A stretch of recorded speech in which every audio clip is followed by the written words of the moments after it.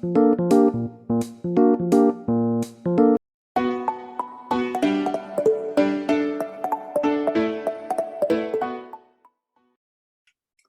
그러면 본격적으로 이번 주 인공지능 주간기술 동향 시작하도록 하겠습니다.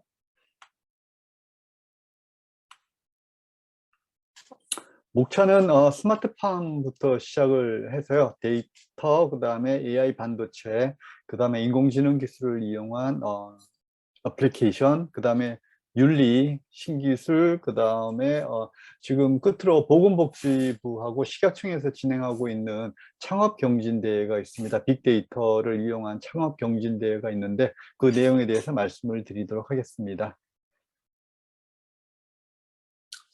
먼저 스마트팜 뉴스인데요. 보시는 사진은 제가 집에서 키우고 있는 방울토마토 사진입니다. 지난 4월 5일 회사에서 방울토마토 씨앗을 나눠줬거든요. 많이 나눠줬는데 한 10개 정도 씨앗을 줘서 그거를 이제 페트병 반 잘라서 거기에 배양토에다가 심었는데 이렇게 싹이 났습니다. 싹이 났는데 너무 이쁘고 너무 신기해서 좀 공유를 드리려고 첫 번째 페이지에다가 이렇게 이 사진으로 꾸며봤고요. 10개 중에서 지금 1개가 올라왔는데 이게 빨리 올라온 씨앗인 싹인지 아니면 나머지가 늦는 건지 조금 지켜봐야 될 것 같습니다. 그래서 네, 이 사진으로 일단 먼저 좀 시작을 했고요. 이 사진이 크면은 나중에 이렇게 된다라고 합니다. 물론 이거랑 똑같이 되지는 않겠지만 이게 이제 방울토마토 사진인데요. 사실은 이 사진은 디지로그라고 하는 회사가 지난 2020년도에 네덜란드에서 열렸던 제2의 세계 인공지능 농업대회에서 3위를 했을 때의 모습이라고 합니다.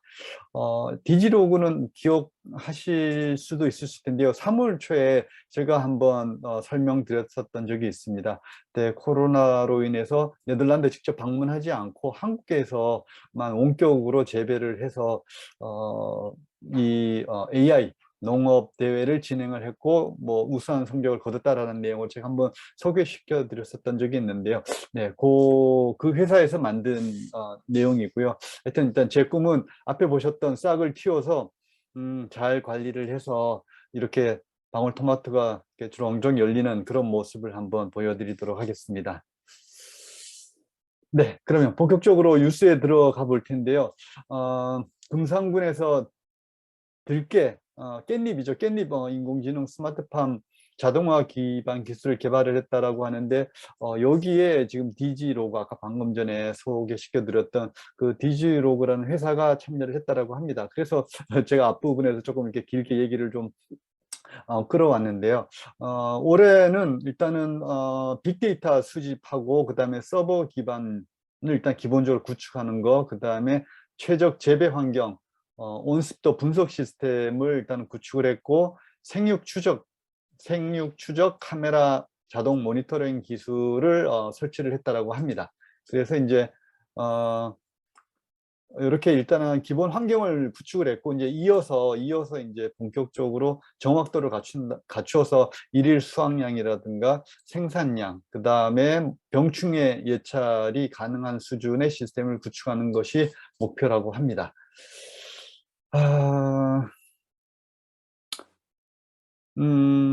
사실은 이게 사실은 저기 깻잎 보고서 제가 이게 눈에 이 기사가 들어와서 이 기사를 분석을 하기 시작을 했는데요.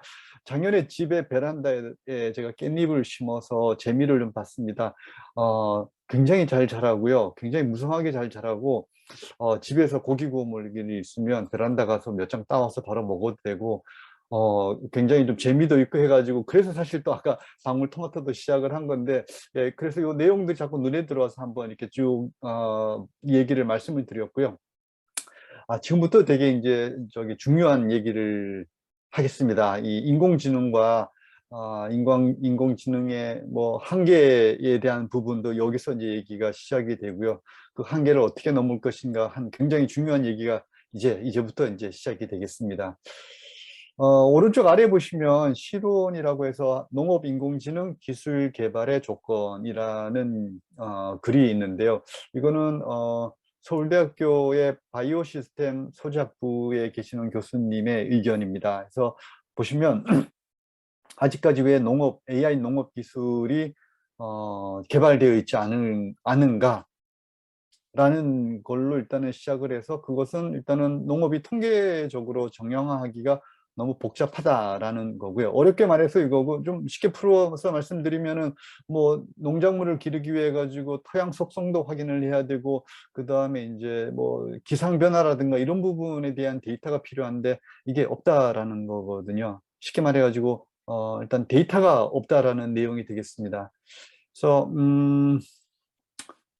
이 데이터가 없어서 아직까지 AI를 이용한 농사 기술이 충분한 위치에 이르지 못했다라는 거는 사실은 이제 농업에만 한정되는 것은 아니고 현재 우리가 느끼고 있는 많은 기술들 그리고 이 AI 기술도 여기에 해당이 되겠습니다. 그게 무슨 얘기인가 하면은 사실 이 교수님의 얘기는 왼쪽에 보시는 거는 이제 시설 재배라고 해서 이제 비닐하우스로 모든 것이 잘 통제되고 안에 뭐 이렇게 통풍이라든가 온도 조절 이런 부분이 농부에 의해 가지고 100% 제어가 되는 환경이라면은 지금 이제 서울대 교수께서 말씀하시는 거는 이제 노지 재배라고 해가지고 완전히 탁 트인 외에 이제 바깥에서 농사 짓는 환경을 말하는 거거든요. 그러니까 지금 현재까지 스마트팜이라 그러면은 왼쪽에서 보시는 것처럼 철저하게 통제가 되는 환경 하에서의 어떤 스마트팜 기술 그리고 인공지능 기술을 얘기를 했다라면 이제 오른쪽 아래에 서울대 교수가 말한 거는 노지 작물, 노지에서 이루어지는 환경이라는 겁니다. 그러니까 이게 잘 통제 가능한 실험실에서는 모든 것이 잘 동작을 하지만 자연이 지배하는 곳으로 나가게 되면은 그 수시로 변하는 환경에 대응을 잘 못한다라든가 이런 부분들이 사실 뭐 인공지능뿐만 아니라 많은 기술들의 한계인 거고 특히 이제 이 AI 쪽에서도 AI 기술 쪽에서도 이런 부분들 실험실 환경에서는 잘 동작했지만 실제에 나가 보니까 실제 데이터가 부족해 가지고 제대로 동작하지 못한다라는 내용들이 이제 많다라는 거거든요. 그래서 굉장히 중요한 포인트인 것 같고 오늘 이제 말씀드린 내용 중에서도 가장 중요한 포인트가 여기에 해당할 것 같습니다. 그래서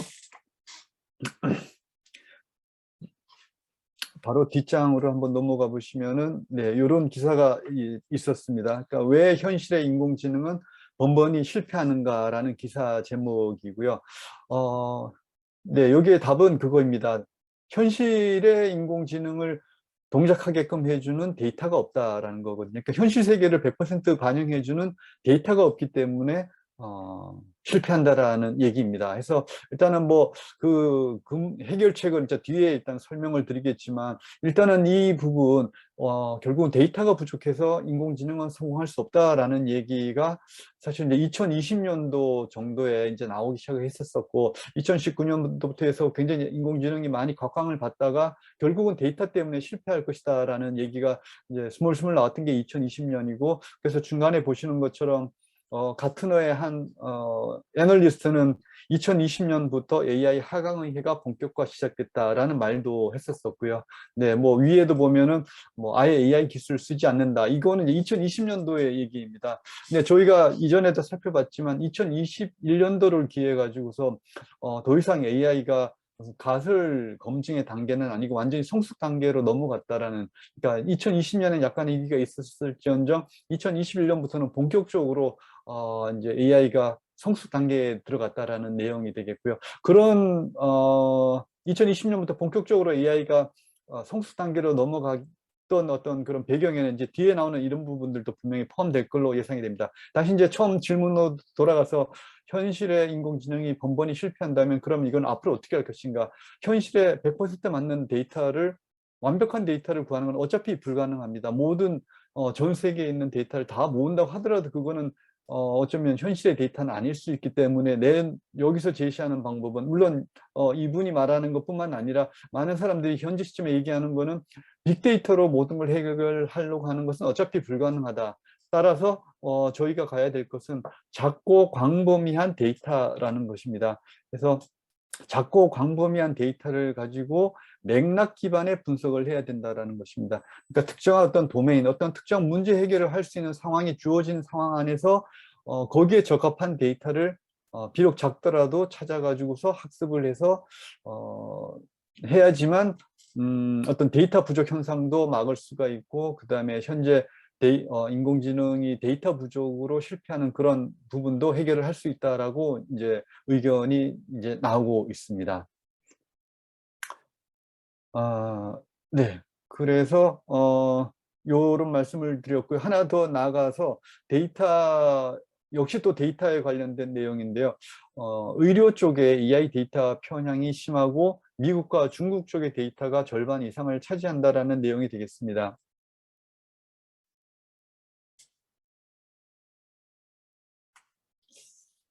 네, 질문 주셨는데요. 작다라는 표현이 사실은 일단 상대적인 개념일 것 같고요. 빅데이터는 아니다. 그러니까 빅데이터라고 생각하는 거에 어떤 반대적인 개념이라고 보시면 될 것 같고, 그러니까 네, 뭐 구체적으로 어떤 절대적인 수치가 있다기보다는 이제 빅데이터로 해결을 하려다기보다는 어떤 도메인이나 어떤 맥락에 적합한 양의 데이터여야 될 것 같은데, 사실은 그게 어느 정도의 절대적인 값이어야 되는가는 아마 상황에 따라서 좀 다를 것 같네요. 네. 네, 질문이 있어서 말씀을 드렸고요. 그 다음에 네, 의료 AI 데이터 편향. 예, 계속해서 말씀드리면은 앞에서 말씀드린 것처럼 데이터는 어차피 저희가 완벽하게 구할 수 없는 상황인 거고, 그게 현실인데, 그러면 아직은 현재는 있을 수 있는 데이터를 구해 가지고 인공지능을 학습을 하고 있습니다. 그런데 지금 의료 AI 데이터 같은 경우에는 이제 미국 위주로 데이터들이 다 이루어진다라는 거죠. 그러면은 그 미국 사람들이 아닌, 뭐 예를 들어서 뭐 아프리카에 있는 사람들이라든가 동양에 있는 사람들은 그러면 미국 사람들의 데이터가 맞을 것인가? 그 사람들, 미국 사람들을 기준으로 만들어낸 AI의 어떤 그런 예측이 이쪽에도 맞을 것인가라고 하면 거기에는 누구든지 답을 할 수가 없는 거죠. 그래서 뭐 조금 더 나아가서 얘기를 하면 아무 가치가 없다라고 말하는 사람도 있을 거고요. 그러니까 미국인들을 중심으로 만들어낸 AI 데이터가 동양인한테는 아무 가치가 없을 것이다라고 말하는 분도 계시고, 심지어는 조금 더 나가서는 좀 더 과격하게 오히려 더 많은 해를 끼칠 수 있다.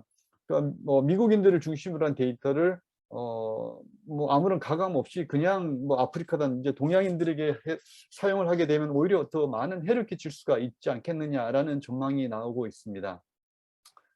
그래서 이런 부분이 이슈가 되고 있고요. 여기서 또 하나 좀 눈여겨볼 내용은 중간쯤에 국제 데이터 저장소라는 것이 있는데요. 국제 데이터 저장소라는 게, 그래서 AI가 궁극적으로 인류를 위한 기술이 되기 위해서는 이처럼 전 인류가 합심해서 데이터를 서로 공유하고 하나로 모아가지고서 서로 연구하고 그 다음에 사용할 수 있도록 하는 것이 필요할 것 같습니다. 필요할 것 같은데, 예전에는 뭐 기업들조차도 본인들 그 데이터를 혼자 독점하려고 하지 말고 인류 전체를 위해서 기업들 간에도 데이터 공유가 이루어져야 된다라는 사실 주장도 있기는 했었습니다. 현실 가능성은 그렇게 높지는 않지만, 그런데 만약에 그것이 실제로 이루어진다고 하더라도 많은 사람들이 인류의 그거에서 데이터를 다 내놓고 해서 이런 일로 이루어진다면, 그래서 전 세계 모든 인구의 정보가 어느 한 곳에 모여서 모든 사람이 쓸 수 있다면, 물론 이제 좋은 의도이겠습니다만, 좋은 의도로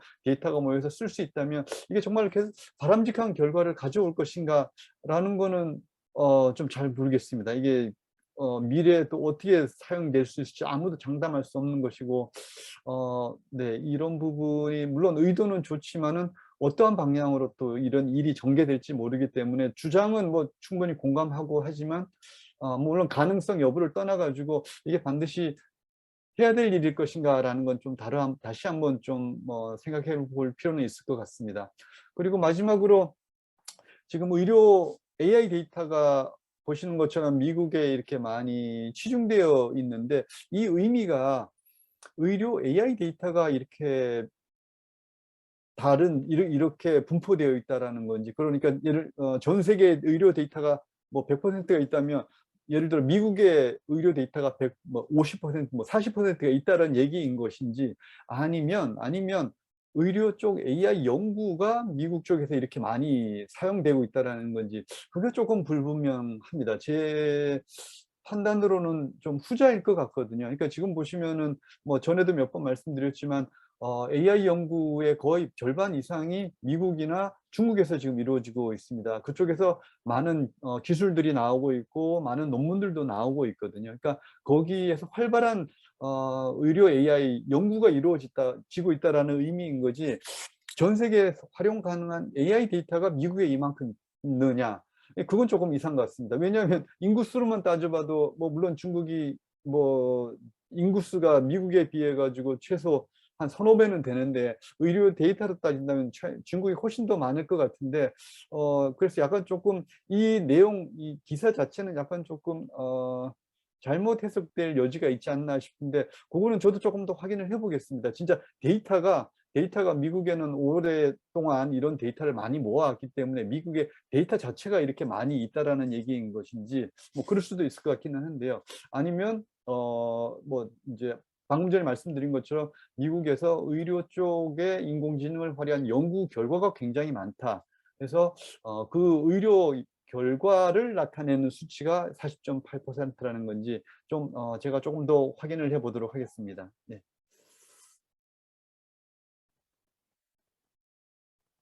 네, 그리고 네, AI 반도체 얘기로 한번 넘어가 보도록 하겠습니다. 복습하는 의미에서 예전에도 한번 설명을 드렸었는데요. 기존 반도체랑 AI 반도체 어떻게 다른지 좀 다시 한번 간단히 설명을 드리겠습니다. 왼쪽의 그림에도 간단하게 좀 설명이 되어 있는데요.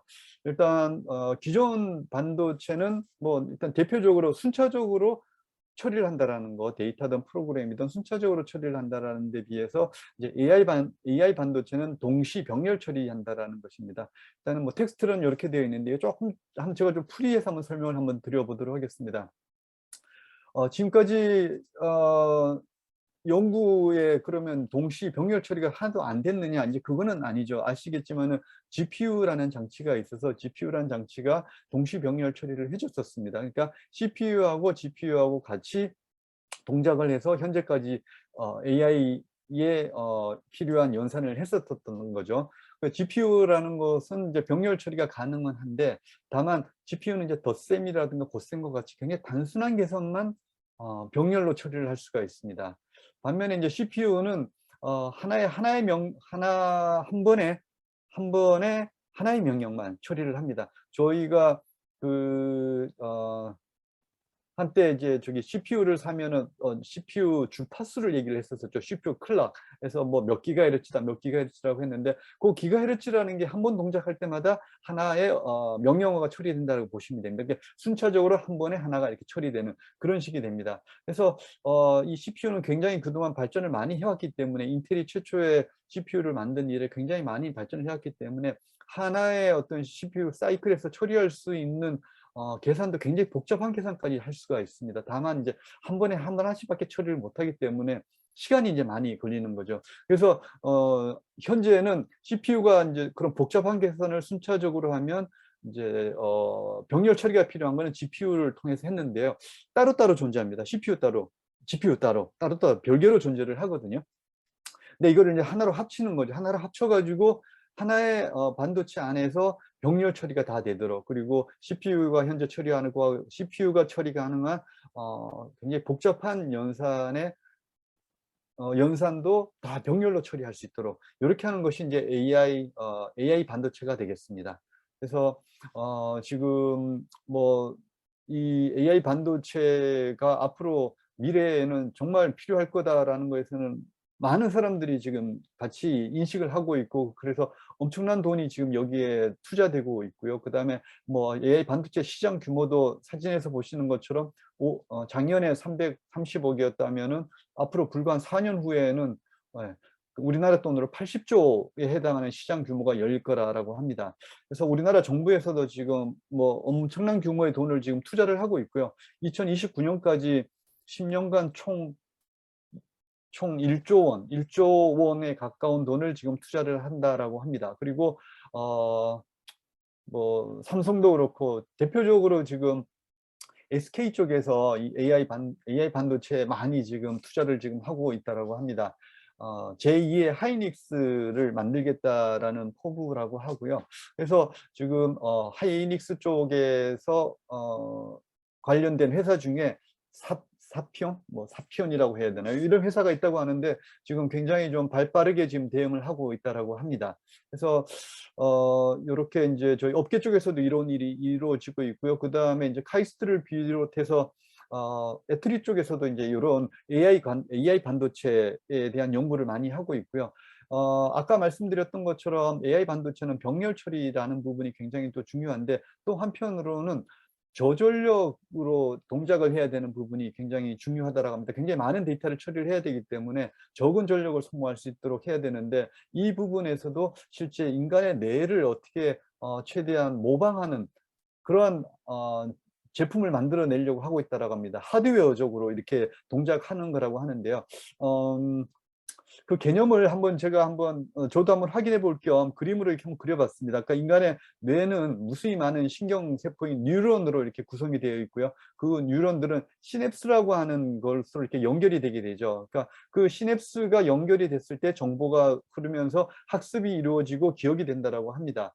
이게 시냅스가 이제 근데 필요할 때만 인간의 뇌의 특징은 시냅스가 필요할 때만 연결이 되기 때문에 연결된 쪽에서만 이제 에너지가 필요하기 때문에 최소의 에너지로 뇌가 동작을 한다라는 거죠. 그래서 뭐 컴퓨터의 AI 반도체에 비유한다면 굉장히 저전력으로 동작이 가능하다라는 거죠. 이거를 응용을 해서 AI 반도체에서도 필요한 시점에만 관련된 모듈들이 서로 연결되게 만드는 그런 기술들이 지금 구현이 되고 있다라고 합니다. 그래서 실제로 카이스트에서 그러한 모듈을 개발을 했다라고 하고요. 실제로 해보니까 에너지가 37%나 절약이 됐다라고 합니다. 이처럼 정부에서도 굉장히 큰 돈을 쓰고 있고, 그다음에 학계에서도 굉장히 발빠르게 움직이고 있고, 업계에서도 실질적으로 제품을 내놓고 있어서 AI 반도체 관련해서는 우리나라도 굉장히 좀 앞서가고 있다라고 합니다. 물론 뭐 미국이나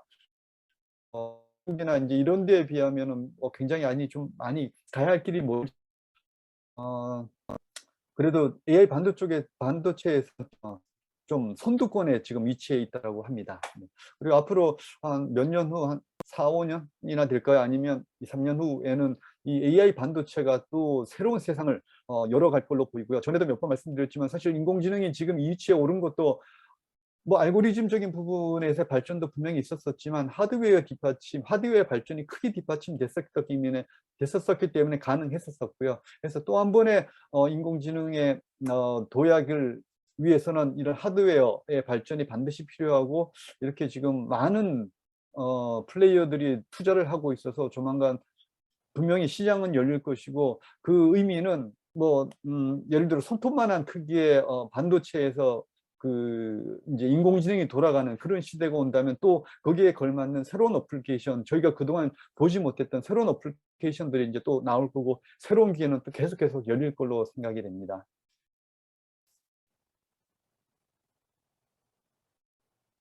네, 그리고 네, 그러면 이제 또 다음 주제로 한번 넘어가 보도록 하겠습니다. 자, 이제 인공지능 기술을 이용을 한 이제 새로운 어플리케이션들이 되겠는데요. 사실 이제 읽어보면서, 이게 무릎을 탁 치죠. 이제, 이러면 나도 할 수 있었겠는데라는, 그러면서도, 야, 좀 굉장히 기발하다라는 생각들이 기발한 생각이 드는 기사들을 몇 개 좀 모아봤습니다. 먼저, 제가 지난주였었던가요? 그 병원에서 응급 환자실이 아닌 일반 병동에 이제 입원해 있는 환자들 중에서 심정지가 발생할 가능성이 있는 환자가 있으면 바로 이제 알람을 해서 의사들이 바로 대응을 할 수 있게 해주는 그러한 AI 기술을 소개시켜 드렸던 적이 있었는데요. 여기에는 이제 산업 현장인데 똑같은 거의 비슷한 내용이 있습니다. 특히 식품을 만드는 회사 쪽에서는 이제 공장이 이렇게 돌아가다가 만약에 한번 딱 정지가 되게 되면은 굉장히 좀 심각한 문제가 발생을 하고, 재료들을 뭐 일반 다른 뭐 자동 회사들은 그냥 그냥 스톱했다가 다시 갈 수 있는 것이 아니라 일단 한번 서서 라인이 한번 서고 부품 갈고 하면은 그 음식들이 이제 상할 수도 있고 그렇기 때문에 위생이 가지고 이 라인이 서게 되면은 굉장히 좀 심각한 문제가 됩니다. 따라서 이 라인이 서기 전에 미리 이 문제가 발생할 가능성이 있는 부품을 찾아 가지고 교체를 하는 게 되게 중요하다고 합니다. 그래서 여기에서 이제 지금 소개된 기술을 모터 센서라고 하는데요. 일종의 저기 진동을 감지하는 센서라고 합니다. 그러니까 모터가 만들어내는 진동을 감지를 해 가지고서 그 진동이 만들어내는 어떤 파형이 있을 거지 않습니까? 그걸 이제 학습을 통해 이게 좀 이상하다. 그리고 이런 진동이 있으면 얼마 후에 정지를 하더라라는 그런 정보를 가지고 학습한 어, 학습한 네, 지금 뭐 인터넷이 좀 불안정하다는 메시지가 떴어 가지고 네. 네. 네, 그래서 이 센서가 모터가 만들어내는 진동 데이터를 가지고서 분석을 해서 이 얼마 후에는 이 모터가 동작을 멈출 것이다라는 거를 이제 알려주면은 미리 저기 모터를 교체를 해주는 그러한 기술이라고 합니다. 사실은 이제 봐도 그렇게 뭐 복잡한 기술은 아닐 것 같은데 그래서 이것도 굉장히 네, 굉장히 뭐랄까요? 괜찮게 쓸모가 있겠다라는 생각이 들고요. 실제로 무슨 저기 정부에서 이제 상도 받았던 그런 제품이라고 합니다. 그리고 또 하나 또 비슷한 사례가 있었었는데 요것도 이제 충분히 생각해 볼 수 있을 것 같고, 그리고 굉장히 유용할 것 같다라고 이제 생각되는 게, 도로 다니시면 도로에 보면은 도로가 파여 있거나 아니면 뭐 이제 뭐 낙하물이 있는 경우도 있을 수 있고 이제 그런 경우도 있는데, 그냥 지나가지만 이제 어떻게 이제 알려서 다른 차들한테 이제 피해가 안 가게 하는 그런 그런 기술이 있으면 좋겠다라고 생각해 본 적이 있으실 텐데요. 이 경우에도 이제 차에 오른쪽에 보시는 이런 장치를 부착을 해서 가면은 그런 부분들, 도로에 파여 있거나 아니면은 뭐 이제 그런 뭐가 이렇게 잘못된 게 있으면은 그거를 바로 감지를 해가지고 이제 알려주는 그러한 기능을 하는 장치라고 합니다. 이것도 지난 4월 달에 AI 테크였었던가요? 거기에서 이제 상 받은 제품이라고 하고요. 네. 그다음에 뭐 운전 습관을 분석해서 또 미리 사전에 교통사고를 막아주는 그러한 이제 어플리케이션도 있다고 합니다. 이런 기술들도 한 번씩은 한번 생각해 보셨을 것 같고, 그리고 사실은 그렇게 어려운 뭐 인공지능 기술은 아닐 것 같은데, 결국은 누군가는 직접 이제 실행을 통해 가지고 결과물을 만들어내서 이제 현재 이런 부분들을 저희가 실제로 이제 사용할 수 있게 된 것 같습니다. 네. 네. 그리고요.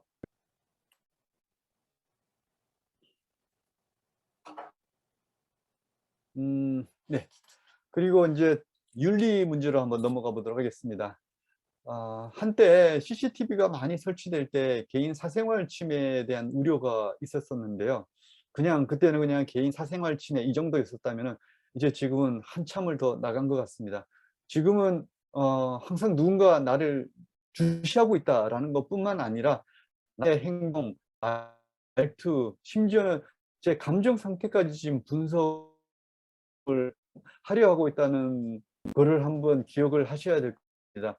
그리고 누군가는 그 정보를 이용을 하려고 하는 것도 좋은 의도든 나쁜 의도이든 그렇습니다. 저 집이 여의도인데 오늘은 좀 이 주변 광장에서 뭔가 시위를 하는지 좀 네. 네. 네. 그래서 지금 여기에 나와 있는 내용은요. 저희 현재 사용하고 있는 줌이 클래스라고 하는 소프트웨어가 있다고 합니다. 그 소프트웨어에 감정인식 인공지능을 도입을 하려고 한다고 합니다. 제공하는 회사는 이제 인텔하고 클래스룸 테크놀로지라고 회사라고 하는데요. 그 카메라에 비춰진 학생들의 표정을 보고서 어떤 상태이다, 지루하다라고, 이 학생은 지루하다라고 느끼고 있다, 이 학생은 혼란스러워하고 있다, 이런 거를 바로바로 그 교사에게 이렇게 내용을 통보해주는 그러한 기술 지금 적용을 하려고 하고 있다라고 합니다. 그래서 이게 진짜한 건지 지금 논란이 되고 있다라고 하고요. 네. 그래서 뭐 이게 글쎄요. 교사들에게는 도움이 될 수도 있기는 하겠지만은 이게 AI가 사람의 감정 상태를 평가를 해가지고 이게 진짜 AI가 누군가에게 저 사람은 지루해, 혼란스러워해, 뭐 이렇게 얘기를 해주는 것이 도덕적으로 윤리적으로 맞는지도 일단은 조금 예, 의문이고요. 이 작업을 위해서 사실은 심리학자들 3명이 투입이 됐다라고 합니다. 심리학자 3명이 투입이 돼서 학생들의 표정을 보고서 이 사람은 어떤 상태다라고 간단하게 단어로 이렇게 쓰면은 3사람 중에 2사람이 일치하면은 그 사람의 어떤 표정, 감정 상태를 그렇게 어, 음, 어, 판단을 하고 그 정보 가지고 학습을 시켰다라고 합니다. 네. 그래서 그러한 내용이 있고요. 그리고 오른쪽 아래 보시면 인공지능이 높인 고객 기대 가치 있는 경험을 넘어라. 사실 이런 가치는 굉장히 좋은 얘기입니다. 사실은 제가 다른 도로 이걸 끌어온 거고요. 사실은 이제 앞으로는 물건을 팔 때 물건 자체보다는 물건을 사면서 고객이 겪는 경험이 더 중요하다. 그리고 최근에 조사에 의하면은 그 소비자들이 이런 물건 구매하는 패턴이 과거랑 완전히 바뀌었고, 물건 보다가도 그 어떤 실시간적 맞춤형적인 어떤 경험, 나에게 맞는 어떤 그런 경험, 물품을 구매하는 경험이 중요하는 거가 이제 더 중요해졌기 때문에 그런 부분에 많이 집중을 해야 된다라는 내용이 되겠습니다. 그것을 위해서 데이터도 필요하고 직원들 역량도 필요하다라고 하는 건데요. 제가 이제 말씀드리려고 했던 내용은 사실은 여기에 들어있는 내용은 아닙니다만, 여기에 있는 이면에 있는 그 부분은 뭐냐면은 손님이 매장으로 들어오면은 카메라가 손님을 끊임없이 이제 분석을 하는 거죠. 이 고객의 지금 상태가 어떻다라는 거, 그리고 그 매장 직원과 이제 대화를 나누면서 이게 그 감정 상태가 어떻게 변한다라는 거를 수시로 분석을 하고, 그래서 이게 어떻게 판매를 이루어지는지 그런 부분들이 계속 이제 정보들이 취합이 되고 분석이 되고, 그리고 나중에 사용이 되겠죠. 그래서 방금 전에 말씀드렸던 것처럼 누군가가 항상 나를 주시하고 판단하고 있다라는 거는 지금 이제 슬슬 이런 시도가 이루어지고 있다라는 거를 수업 중에서 이뤘다면, 앞으로는 얼마 있지 않으면 일반적인 매장에서도 분명히 이런 일이 분명히 이루어질 것으로 예상이 됩니다. 그리고 그렇게 멀지 않은 곳에 실제로 이런 일이 벌어질 것 같고요. 공항인데요. 이게 조금 최근에 지금 어제 오늘 조금 이슈가 되고 있는 내용입니다. 법무부에서 인천공항에 사용할 시스템을 위해서 안면 인식 정보를 그냥 민간 업체에 넘겼답니다. 1억 7천만 건이라고 하고요. 여기에 아마 제 얼굴 사진도 다 들어갔을 것 같은데, 그 한 몇 년 동안 거의 최근 한 4, 5년 됐나요? 공항에 가면은 이 시스템들이 굉장히 많아졌거든요. 그러니까 예전에는 이제 사람이 직접 이제 출국 도장 찍어주고 이제 했었었는데, 지금은 앞에 서면 카메라 찍어서 얼굴 찍어가지고 그다음에 지문 인식하고 바로 나가거든요. 그 데이터들이 다 지금 모여 있었던 겁니다. 다 저장이 돼 있었던 거를 통으로 이제 민간 업체에다가 넘긴 거죠. 이거 가지고 학습시켜서 이제 어떤 필요한 시스템을 만들라라고 해서 이 부분이 좀 이슈가 되고 있는 게, 민간 업체에게 그냥 이 개인 정보를 넘겼다라는 게 일단 이슈가 되고 있고요. 여기에 대해서 개인정보 개보위죠. 개보위라는 말이 있는데, 개인정보보호위원회입니다. 여기에서 이거를 이 업무를 문제가 아니다라고 판단을 했다라고 합니다. 그래서 지금 이게 개인정보를 무단으로 활용할 수 있는, 뭐 정부에 한한 걸까요? 일단은 개인정보를 무단으로 활용할 수 있는 길을 좀 터준 꼴이다라고 해서 지금 어제 오늘 조금 기사에서 많이 나오고 있고 지금 이슈가 되고 있는 상황이라고 합니다. 그래서 뭐 이런 부분도 있지만 하여튼 공항에 가시면은 공항에 있는 카메라들이 저희의 일거수일투족을 다 관찰을 하면서 이 사람은 누구이고 당연하지 제 이름 다 뜨겠죠. 누가 언제 들어와 가지고 어떤 행동했다라는 게 다 파악이 되겠죠. 물론 뭐 저같이 신원이 확실한 사람들은 인제 뭐 괜찮겠지만은 뭐 예를 들어 가지고 뭐 테러범이다 이런 사람이 오면은 글쎄요. 이런 부분은 보안에 상당히 도움이 될 수는 있겠지만 이제 거기 그러한 이득을 위해서 분명히 이제 저는 이제 그런 어떤 개인 정보를 다 넘겨주는 어떤 그런 상황이 된 걸로 보입니다. 네. 이게 공항에서만 쓰일지 아니면은 나중에는 저번에도 말씀드린 것처럼 그냥 거리에 나가서도 그냥 사진 하나 찍으면 거리에 있는 사람들의 신상 명세가 주르륵 뜨는 그런 세상이 올지는 한번 또 지켜봐야 될 것 같습니다. 네. 요건 그냥 한번 가도록 하겠습니다. 요건 제가 자료 올려드리면 한번 보시면 될 것 같고요. 기업에서도 인제는 AI의 책임을 뭐 AI 전담 부서가 아니라 CEO가 책임져야 된다는 인식으로 지금 모든 사람들의 공감대가 이루어지고 있다라는 내용이 되겠고요. IBM에서 만든 자료라고 합니다. 자료와 함께 같이 인터넷 저기 카페 자료실에 올려드리겠습니다. 네. 네. 그리고 요거는 저도 보면서 참 흥미로웠었는데요.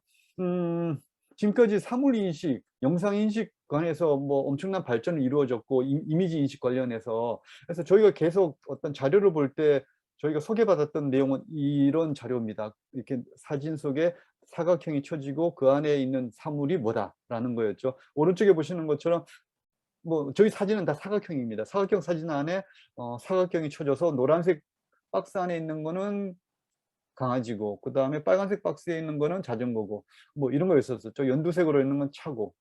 자 그러면 이게 이 노란색 박스가 강아지라는 얘기일까요? 아니면은 노란색 박스 안에 있는 뭔가가 강아지라는 얘기일까요? 그러니까 뭐냐면 정확히 말씀드리면 사실은 이 사각형 박스가 도구가 아니라 사각형 박스가 강아지가 아니라 요 테두리를 따라가서 요 강아지 모습만이 강아지여야 된다라는 거거든요. 근데 저는 지금까지 사물 인식, 뭐 이미지 인식, 영상 인식에서 소개되는 기사를 보거나 아니면 논문을 보면 이게 사각형 표시된 게 도구다. 뭐 사각형 표시된 것이 자전거다 그러면 저희 당연하게 이렇게 저희는 받아왔죠. 그렇게 저기 들어왔었거든요. 근데 지금 다시 생각해 보면은 이거 왜 이렇게 저희가 인식을 했을까? 아니 물론 최소한 저는 '왜 그렇게 생각했을까.'라는 생각이 들었었는데요. 어 일단은 인공지능을 학습을 시키려면 이제 데이터를 저희가 제공을 해야 되는데 데이터가 다 이렇게 사각형으로 되어 있었거든요. 이렇게 사각형 모양으로 사진들이 다 되어 있습니다. 지금도 마찬가지입니다. 지금도 인공지능 학습시키기 위한 모든 사각형 이미지로 잘라져서 들어가게 되거든요. 이렇게 사각형 이미지로 잘라 들어가면 그 이미지를 가지고서 구분을 해서 강아지다, 목공이다 구분을 하기도 하고 비교도 하기도 합니다. 근데 이제 MIT에서 만들어낸 것이 아니 이건 진짜 강아지가 아니고 뭐 예를 들면은 아까 제가 말씀드린 것처럼 진짜 강아지는 그 사각형 안에서도 강아지의 모습을 오려내야지만 진정한 강아지다라는 거거든요. 그래서 이건 MIT 자료입니다. MIT에서 나온 신기술인데요. 그러니까 이 집에서도 이 으로 구분하는 것이 아니라 실제 사물을 그 안에서 뽑아 가지고 이게 벽이고 이게 창문이고 그다음에 이건 의자고 이거를 구분해내는 기술을 만들었다라고 합니다. 뭐 아직까지는 뭐 그렇게 고도의 분석까지 가능한 건 아닌 것 같고요. 예, 여기서 보시는 것처럼 제일 위에 실제 사진들이 있으면 여기에서 이 사진 내용들 구분을 해서 요런 색깔은 땅이고 그다음에 요런 색깔은 하늘, 빌딩은 뭐 요런 거, 그다음에 식물은 뭐 이 색깔 요렇게. 그러니까 예전처럼 사각형 박스로 사물을 구분을 하는 것이 아니라 실제 사물의 어떤 그런 값으로 사물을 인식하는 그러한 기술이 나왔다라고 합니다. 아직까지는 좀 한계가 있는 기술인데 이게 조금 저희가 그동안 알고 왔던 사물 인식, 영상 인식에 대해서 한번 이게 지금까지 우리가 지금 뭔가 좀 잘못 인식하고 있었네라는 한번 그런 부분을 한번 돌이켜볼 수 있었던 내용인 것 같습니다. 네. 요건 나중에 조금 더 한번 더 자세하게 내용을 조금 좀 학습해서 네, 연구 드리도록 하겠고요. 마지막으로 저기 정부에서 지금 진행하고 있는 창업경진대회인데요. 뭐 한번 관심 있으신 분들은 한번 시도해 보시면 좋을 것 같습니다. 네. 저도 굉장히 관심이 많아서 저도 한번 해보려고 있고요. 어, 빅데이터는 이미 다 오픈이 되어 있습니다. 가셔가지고 신청만 하시면 될 것 같고요. 기획하는 분야가 하나가 있고 실제로 구현하는 분야가 있다라고 합니다. 그래서 가셔서 사이트 방문하셔가지고 뭐 관심 있으신 데이터를 선정을 하시고 그것 가지고 어떤 뭐 새로운 사업을 기획을 하시든 아니면 실제로 구현을 하든 해서 6월 7일까지 하신 다음에 그 사이트에 들어가셔가지고 신청을 하시면 된다고 합니다. 1등 하시면 500만 원 드린다고 합니다. 네. 그리고 여기뿐만 아니라 식약청에서도 똑같은 내용인 것 같습니다. 뭐 상금도 똑같고요. 내용도 똑같고 다 똑같습니다. 아이디어 기획하는 분야가 또 하나 있고, 그다음 실제로 시제품을 개발하는 분야가 하나가 있거든요. 그래서 여기서도 아마 들어가셔가지고 정부 데이터 다 오픈되어 있거든요. 그중에 흥미로운 거 선택하셔가지고 시도를 해보시면 좋을 것 같습니다. 네, 저는 이번 기회에 한번 도전을 해볼까 지금 생각 중입니다. 네. 네. 그리고 뭐 마지막으로 간단한 뉴스인데요. 뭐 고등학교, AI 고등학교도 이제 생겼다고 합니다. 그리고 광주가 요즘 최근 인공지능 관련해서 투자도 많이 하고 있고, 예, 굉장히 하고 있는데요. 인공지능 교육원도 설립을 해서 첫 AI 교육담 기관이라는 기치를 내걸고 준비를 하고 있다고 합니다. 그리고 굉장히 다양한 사업들도 지금 준비를 하고 있어서 국비 62억 원을 확보했고 예, 관련된 사업도 공모를 하고 있다고 합니다. 네. 네, 오늘 준비된 인공지능 중앙기술 동향은 예, 여기까지요. 혹시 제가 뭐 빠뜨렸거나 조금 의견을 좀 보태해 주실 분 있으시면 예, 좀 부탁을 좀 드리겠습니다.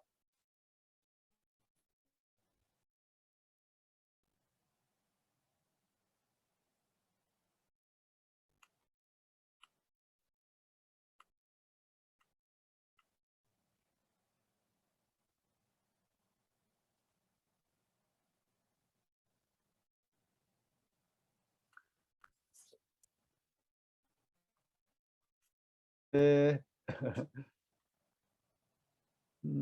네, 뭐 의견이나 코멘트 없으시면 그러면 잠시 쉬셨다가 그러면은 4시부터 블록 코딩 주제로 그러면 계속해서 세미나를 들으시겠습니다.